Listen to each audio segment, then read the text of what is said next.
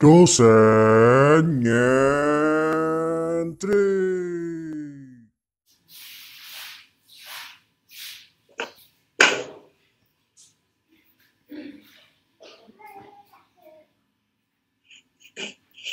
Bismillahirrahmanirrahim. Assalamualaikum warahmatullahi wabarakatuh. Waalaikumsalam warahmatullahi wabarakatuh. Sebelumnya, perkenalkan nama saya Dania Kusumawardani dan juga ada rekan saya Nur Halidah Hanum. Kami dari kelompok 7. Materi yang akan kami presentasikan yakni tentang kebudayaan Betawi.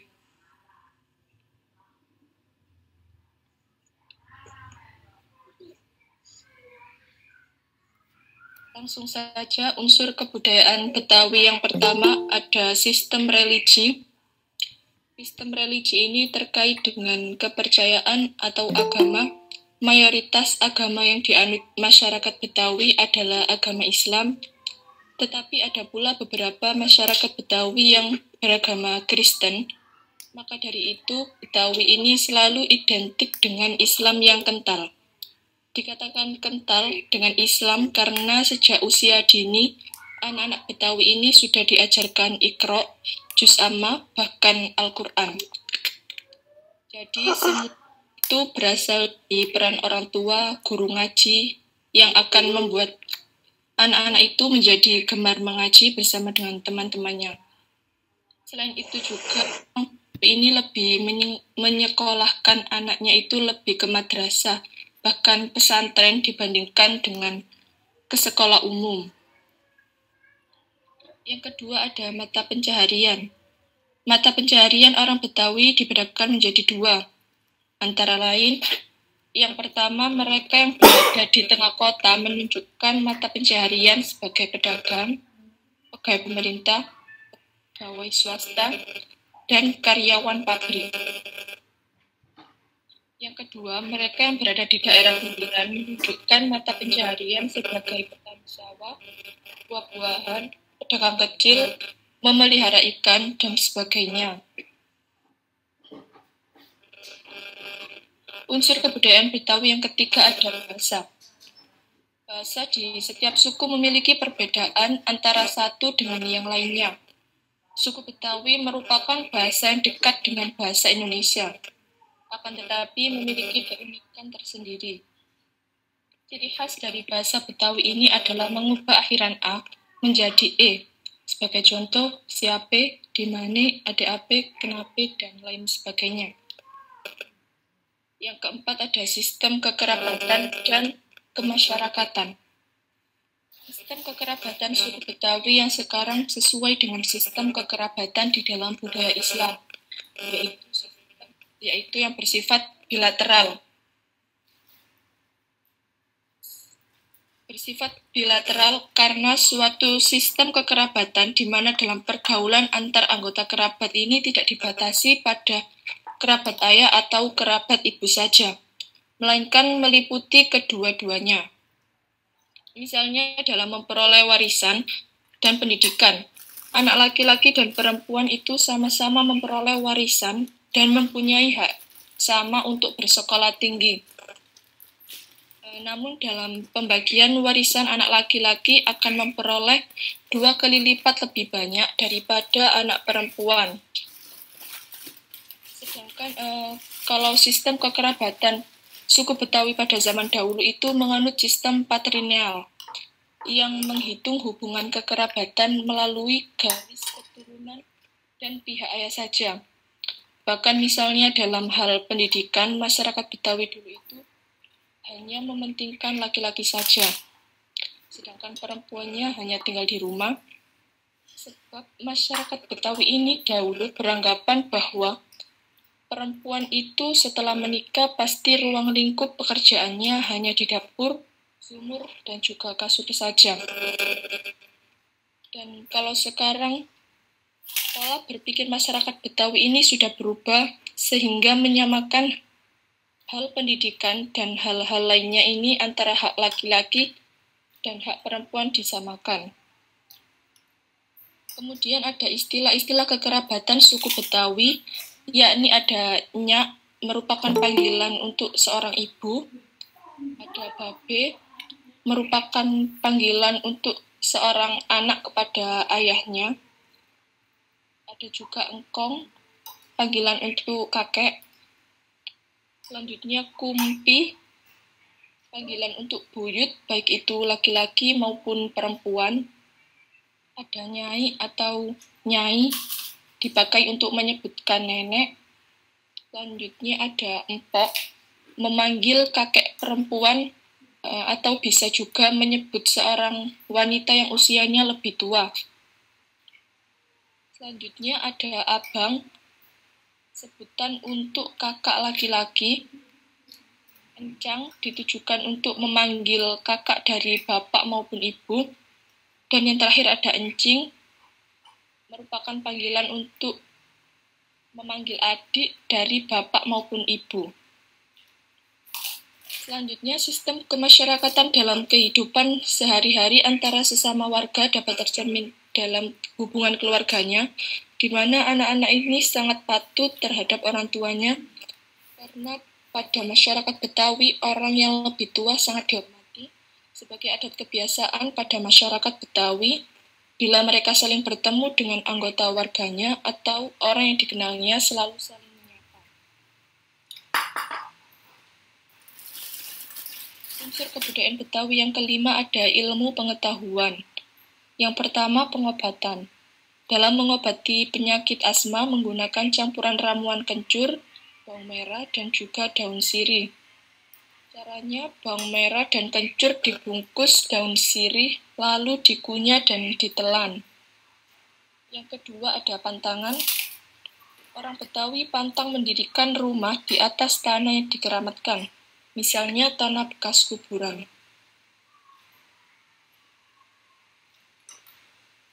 Yang keenam ada cerita rakyat. Yang pertama ada Si Pitung.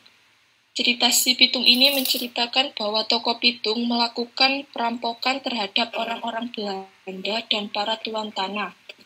Nah, meskipun Si Pitung ini merampok kepada orang-orang Belanda dan para tuan tanah, tetapi hasil rampokannya ini dibagikan kepada rakyat-rakyat Betawi yang membutuhkan pada saat itu. Cerita rakyat selanjutnya ada Nyai Dasima. Cerita Nyai Dasima ini mengisahkan kehidupan tokoh Nyai Dasima yang dijadikan gundik atau wanita peliharaan.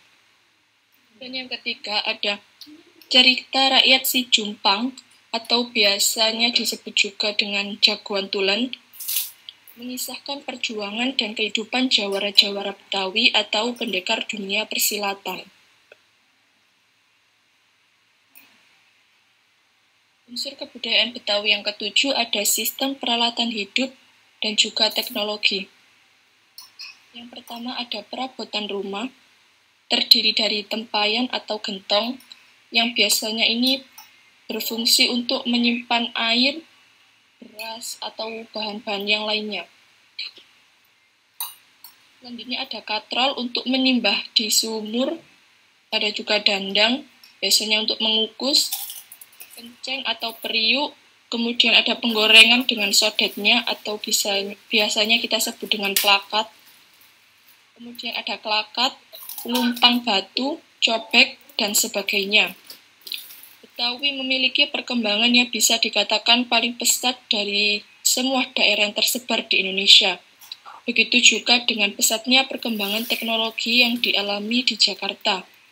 Teknologi suku Betawi ini didatangkan dari negara-negara asing seperti peralatan pabrik, peralatan bercocok tanam, dan lain sebagainya.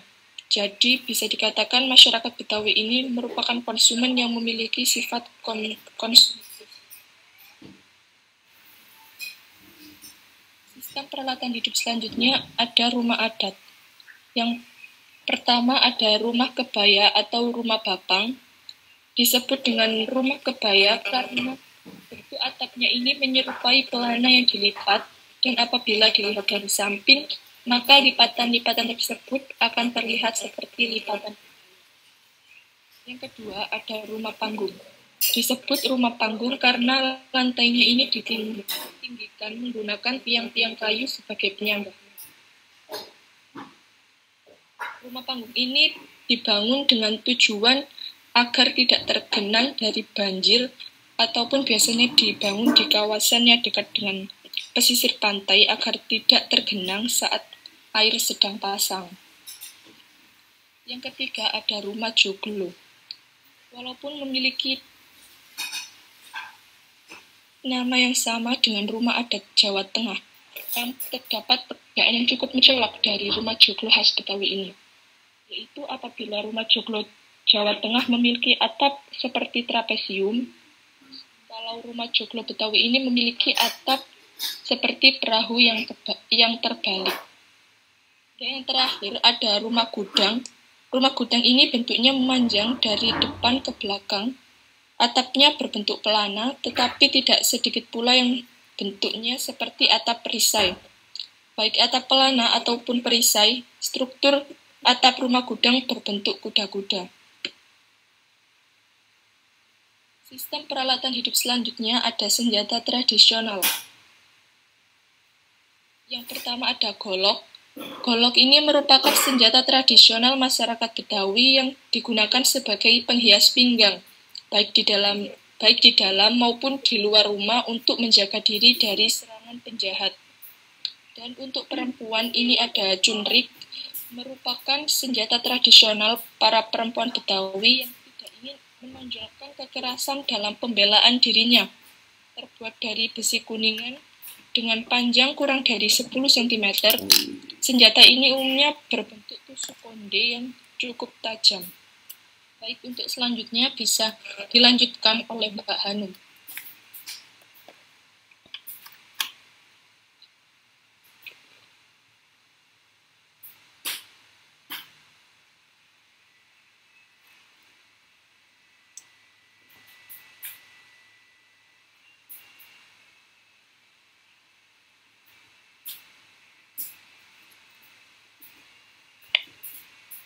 Selanjutnya ada pakaian adat. Yang pertama, pakaian pangsi. Pakaian adat Betawi ini sering dipakai oleh para jawara atau pendekar Betawi. Yang kedua, ada kebaya encim. Kebaya encim ini memiliki beberapa ciri khas, yaitu mulai dari detail bordir, lipatan sisi baju yang berada di tengah, bahan yang terbuat dari bahan tenun, dan panjang di bawah pinggul. Detail bordir pada kebaya ini memiliki beragam macam motif. Yang ketiga, yaitu pakaian bangsawan ujung serong. Pakaian ini terdiri dari kemeja putih sebagai lapisan dalam, kemudian jas tutup berwarna hitam atau gelap yang digunakan setelah kemeja putih. Sebagai bawahan digunakan celana pantalon berwarna senada dengan jas yang tertutup. Kemudian di pinggang dililitkan kain batik yang telah diatur sedemikian rupa dan panjangnya sampai paha. Alas kaki yang selaras adalah sepatu pantofel. Untuk mengesankan bangsawan berkelas, disematkan arloji emas.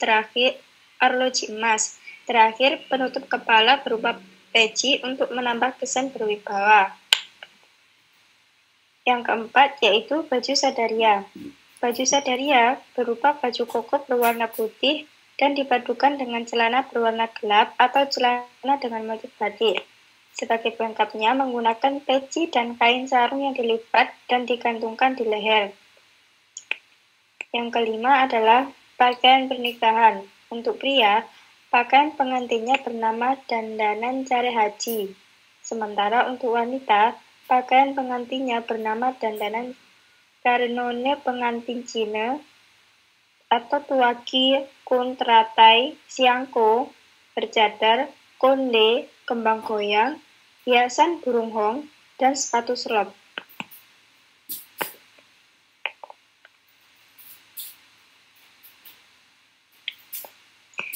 Selanjutnya ada kesenian ondel-ondel.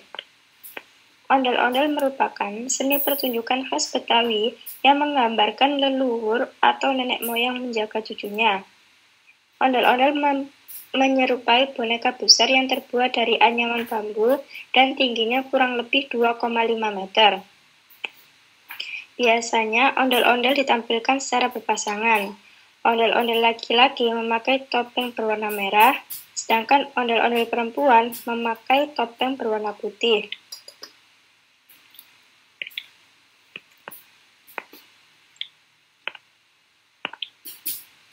Selanjutnya, ada kesenian lenong. Lenong merupakan kesenian drama atau teater khas budaya Betawi yang berkembang sejak abad ke-19. Pertunjukan lenong identik dengan komedi dengan diiringi oleh beberapa alat musik tradisional. Pengiringnya seperti kendang, gong, kromong, dan sebagainya. Cerita dalam pertunjukan lenong ini mengangkat kehidupan sehari-hari dari masyarakat Betawi dengan menggunakan bahasa Betawi sendiri.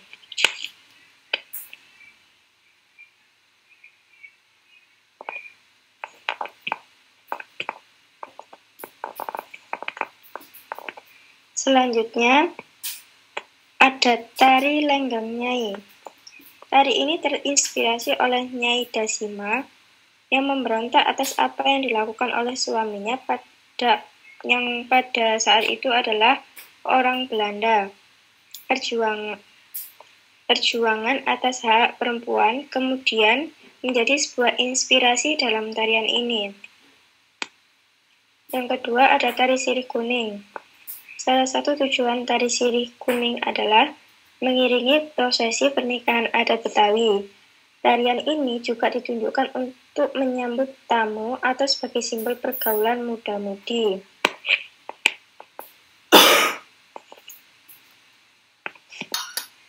Tari ini merupakan gabungan dari daerah Tionghoa. Ini dapat dilihat dari tusuk konde dan juga baju bagian atasnya. Selanjutnya ada tari topeng Betawi. Tari ini biasanya dibawakan saat pementasan teater rakyat, bersamaan dengan musik, nyanyian, lawak, dan lakon drama.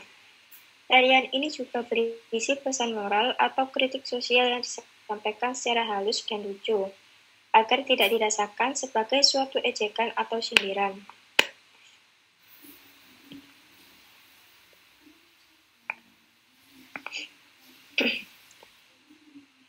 Selanjutnya ada kesenian musik. Yang pertama ada tanjidor. Tanjidor merupakan budaya kesenian Betawi yang berbentuk orkes atau gabungan dari beberapa alat musik yang dimainkan oleh sekelompok orang secara bersamaan, sehingga membentuk alunan musik yang indah. Tanjidor terdiri dari berbagai jenis instrumen, seperti trompet, piston, dan bass. Tanjidor biasanya digunakan sebagai hiburan saat ada acara ataupun perayaan. Gambang kromong. Gambang kromong merupakan sejenis orkes yang memadukan gamelan dengan alat-alat musik Tionghoa, seperti sukong, tehian, dan kongahian. Sebutan gambang kromong diambil dari nama dua buah alat perkusi, yaitu gambang dan kromong.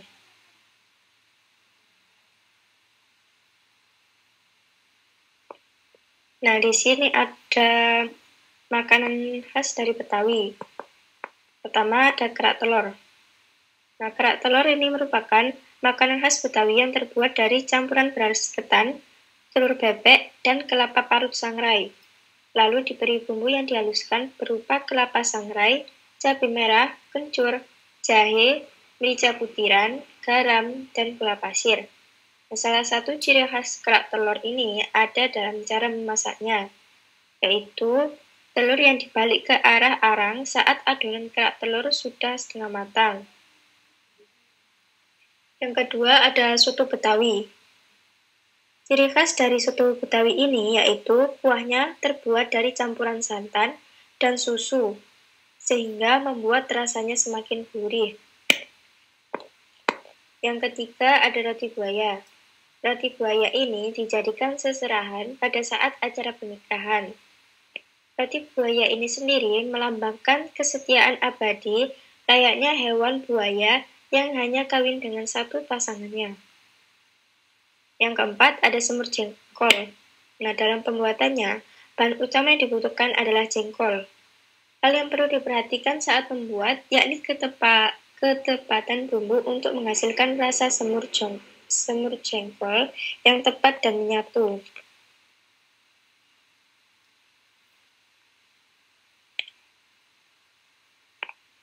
Selanjutnya ada upacara adat. Pertama, baritan. Upacara baritan atau bebarik pada mulanya bertujuan untuk menghormati roh halus atau roh nenek moyang sebagai pelindung kampung dalam perkembangan selanjutnya upacara ini ditunjukkan sebagai salam penyampaian upacara terima kasih kepada Yang Maha Kuasa dan dan berkah yang telah dilimpahkan, terutama yang menyangkut hasil panen. Biasanya acara ini dilakukan dengan memberikan persembahan atau sajian seperti makanan, buah, atau lainnya. Biasanya upacara ini dilaksanakan sekali dalam setahun pada Hari Raya Agung, tepatnya tanggal 10 bulan Haji. Upacara ini biasanya dilakukan pada lokasi keramat Ganjeng dengan dipimpin oleh juru kunci keramat Ganjeng tersebut. Selanjutnya ada mangkeng.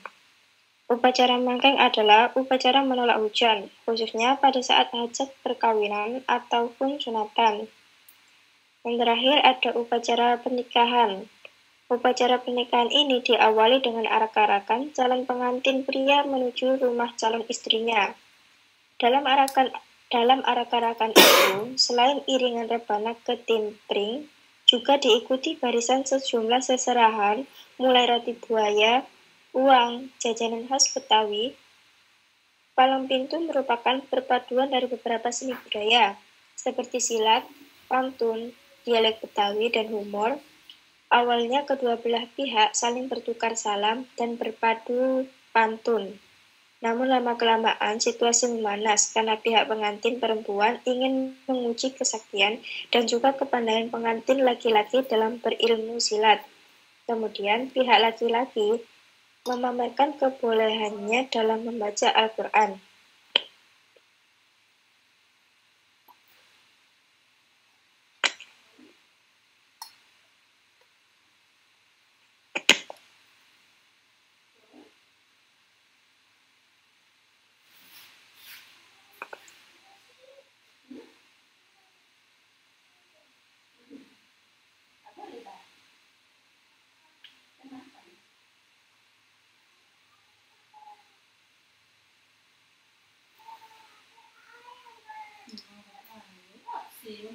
Baik, mungkin itu yang dapat kami sampaikan materinya.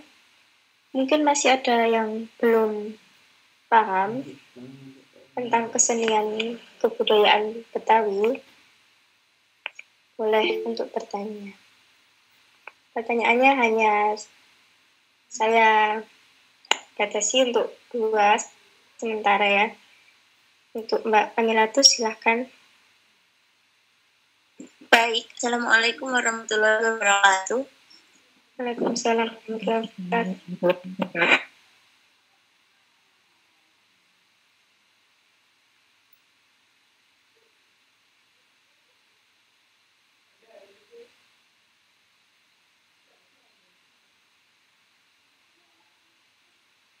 Mau pedot mah, wifi ini mah. Wifi ini. Dapat no karo Lupna.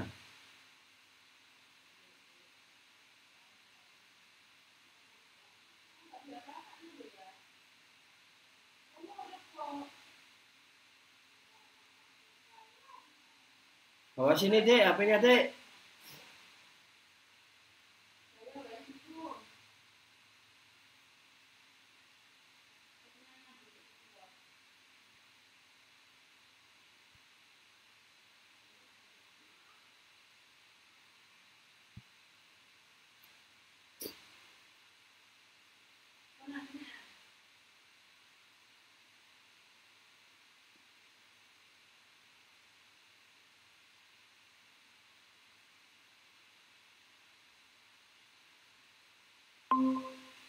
Terima kasih.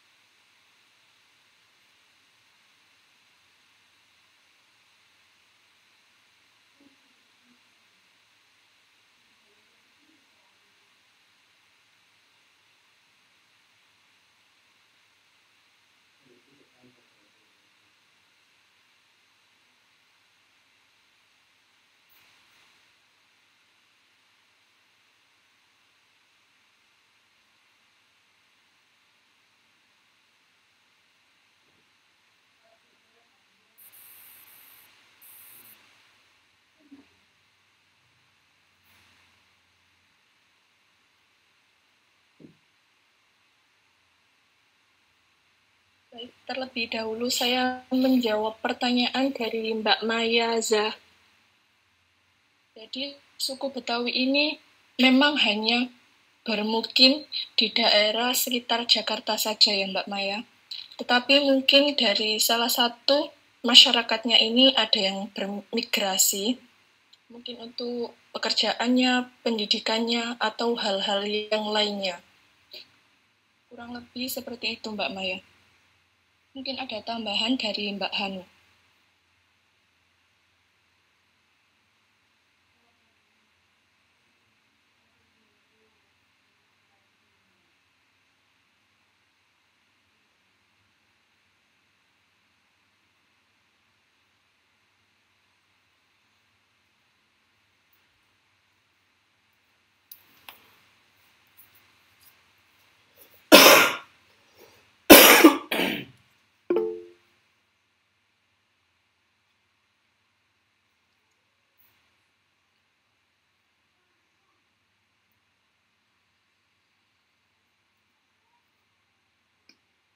Untuk Mas Hanif ya itu tadi, dipersilahkan kalau memang untuk bertanya. Mohon maaf Mbak, tadi kepencet.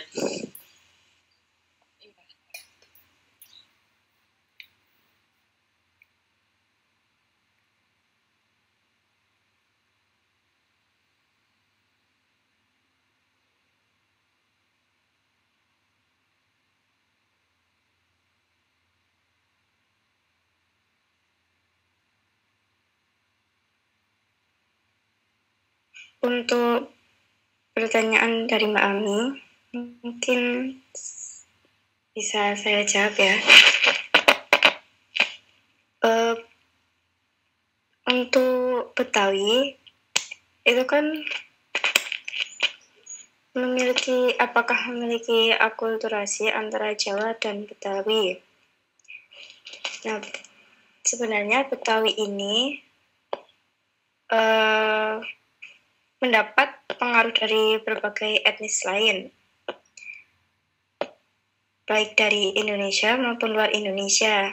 Nah, dari dalam Indonesia itu didapat dari kebudayaan Sunda, Jawa, dan Melayu.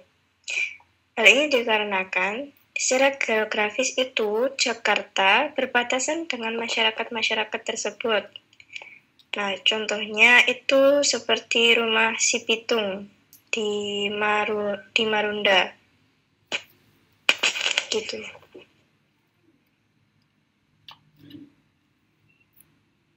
Baik, terima kasih Mbak Hanu. Sama-sama.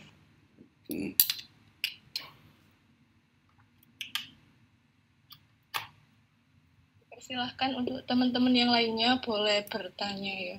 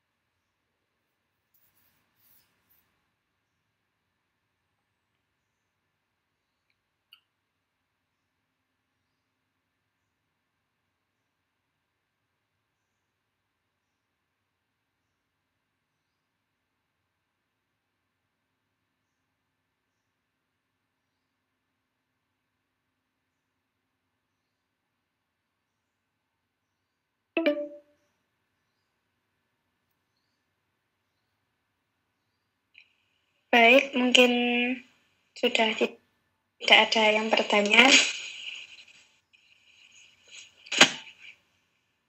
Kalau begitu, untuk materi presentasi ini akan kami tutup. Terima kasih dan mohon maaf apabila ada penyampaian yang kurang dalam materi kami. Wassalamualaikum warahmatullahi wabarakatuh. Waalaikumsalam warahmatullahi wabarakatuh.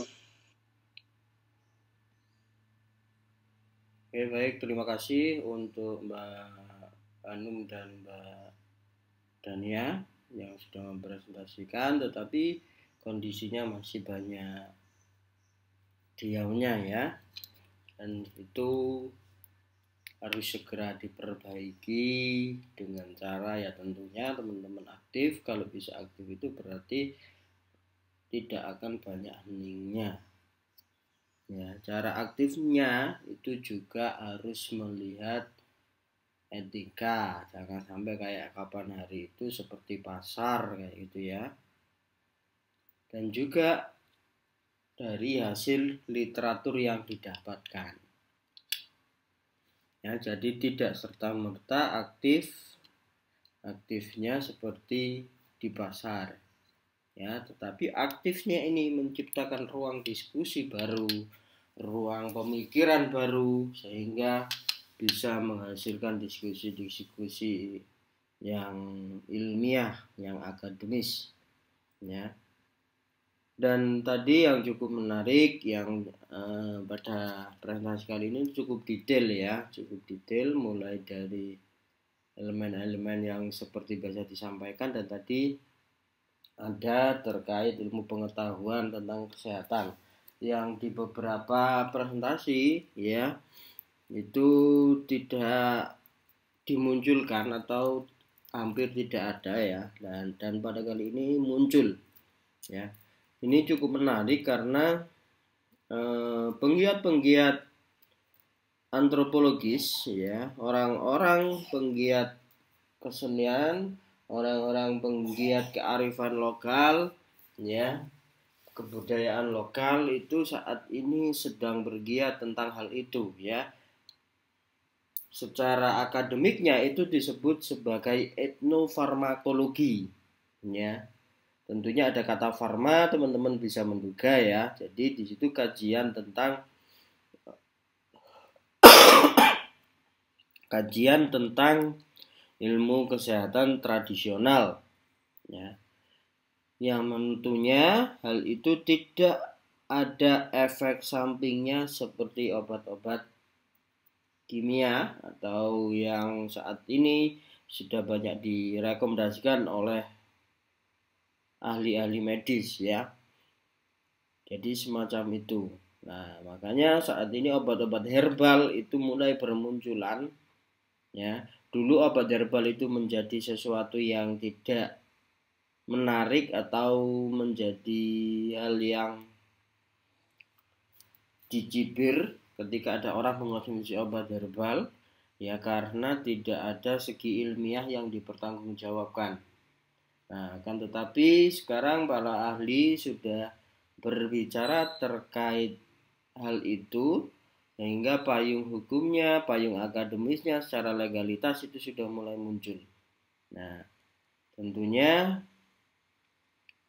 ketika itu sudah mulai mendapati tempat dan menjadi obat tradisional yang bisa memberi efek yang baik pada tubuh, ya, tentu obat-obat kimia yang dijual di apotek-apotek itu akan merasa terancam.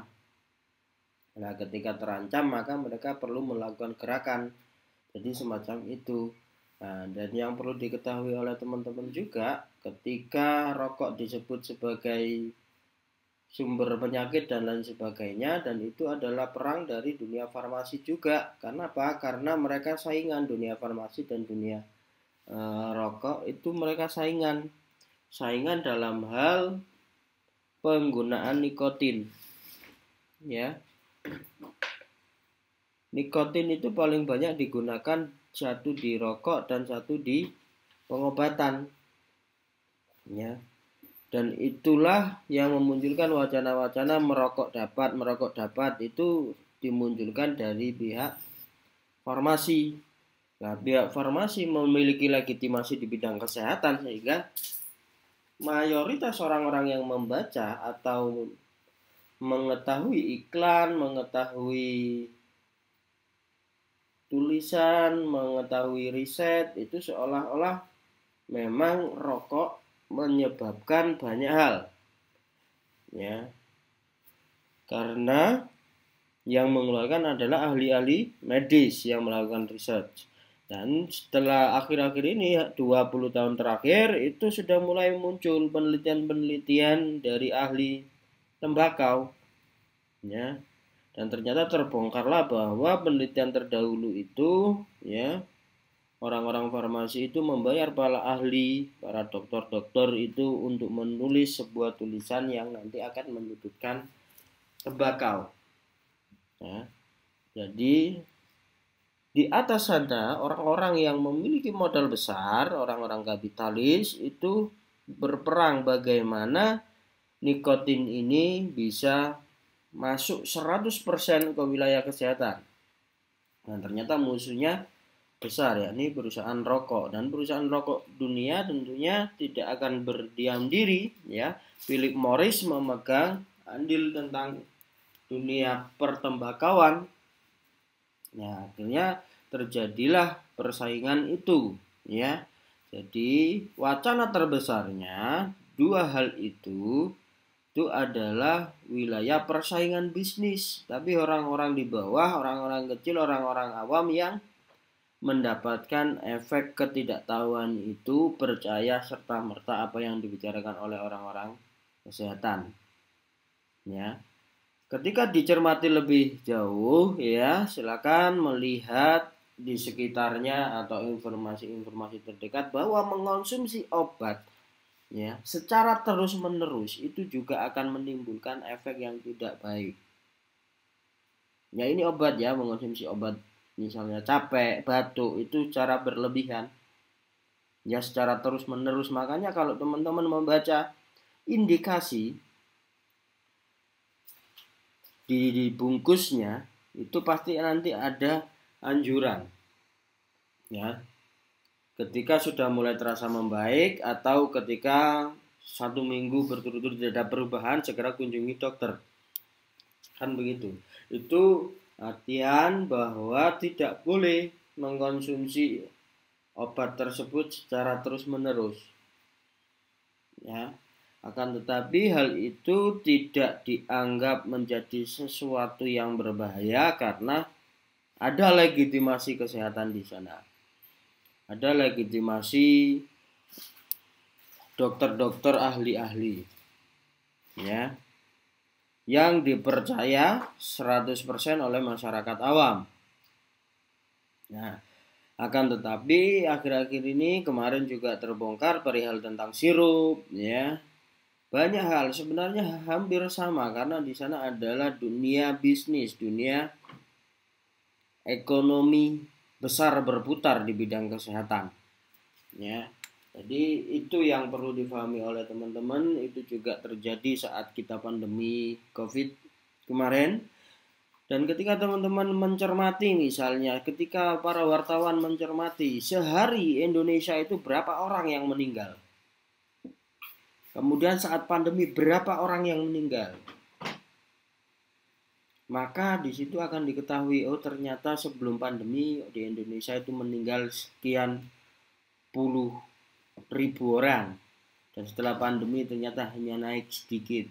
Nah, itu pasti tidak akan menjadi kacau, ya. Akan tetapi kan tidak ada wilayah-wilayah kontemplatif di sana, ya. Tidak ada wilayah-wilayah yang memiliki kepentingan besar yang bisa menghentikan isu massal, ya. Jadi semua mudah diombang-ambingkan. Oleh karena itulah teman-teman perbanyak literasinya sehingga memiliki banyak pengetahuan dan tidak mudah diombang-ambingkan oleh keadaan. Oke, itu saja yang perlu saya tambahkan. Jangan lupa subscribe.